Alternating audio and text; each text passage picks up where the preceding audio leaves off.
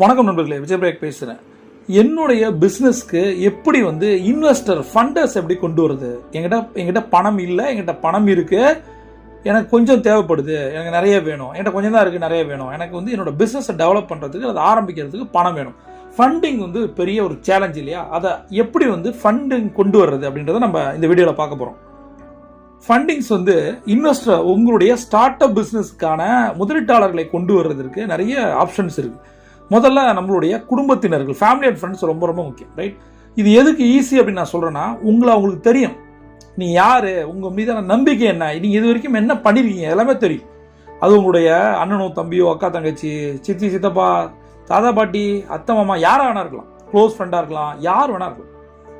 அவங்க சரி யாரெல்லாம் நம்ம கம்பெனியில் இன்வெஸ்ட் பண்ணுவாங்க, இன்வெஸ்டர் யாருன்னு எப்படி கண்டுபிடிக்கிறதுனா, யாருமே அவங்களோட